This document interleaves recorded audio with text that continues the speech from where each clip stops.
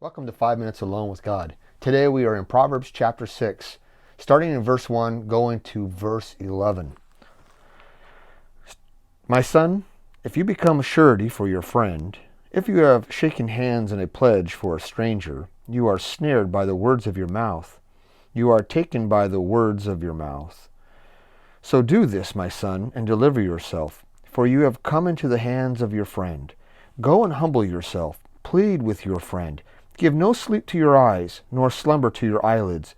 Deliver yourself like the gazelle from the hand of the hunter, and like a bird from the hand of the fowler. Verse 6. Go to the ant, you sluggard. Consider her ways and be wise, which having no captain, overseer, or ruler, provides her supplies in the summer, and gathers her food in the harvest. How long will you slumber, O sluggard? When will you rise from your sleep? A little slumber, a little folding of the hands to sleep. So shall your poverty come upon you like a prowler, and your need like an armed man. What is the author talking about in this passage? Well, remember the author of Proverbs is Solomon, and he's giving wise information to his children, to instruct them, to discipline them, to tell them, here's some thoughts that I've collected in my life, and now I want to pass this on to you to give you some tools that will help you in your life. Here we have two great thoughts. The first one is really talking about making a promise.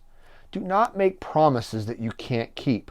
And if you've made a promise that you can't keep, the only way to get out of it is by humbling yourself. In this promise, it's making a financial promise. Don't do that. Don't go into debt for somebody else. Don't go into debt for a kid or for a brother or a family member. That would not be a wise thing to do. In fact, if something like that takes place, the only way you can get out of it really is by humbling yourself. And they may not release you.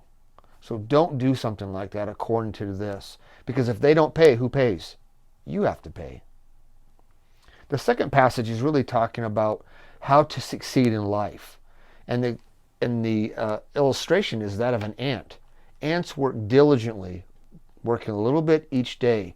Where the sluggard or the lazy person says, oh, I'll put that off for later. I'll do some other time. No, the ant does a little bit each day over the summer in the harvest time, and he'll have something. If you don't work a little bit, if you don't put time and effort into it, then you won't have anything. But those who do work, they will have success. So that's what these two portions are talking about.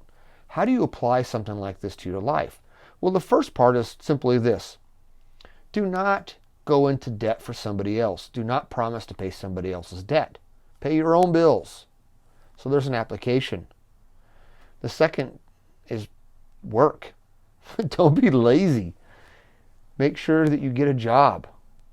Sometimes if you want to have a lot of things, you're going to have to work twice as hard to get those things.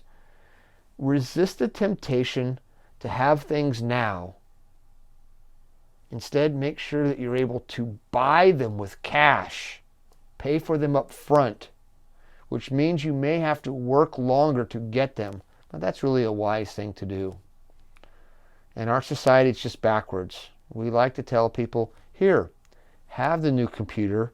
You can pay me in 60 days. You can pay me in a year. And what ends up happening is you end up paying me for that computer 1.5 times what it's really worth, or sometimes twice as much. So there's our application. I'm curious of how you would apply this truth to your life. I'll see you tomorrow. Have a great day. Proverbs chapter 6, verses 12 through 19.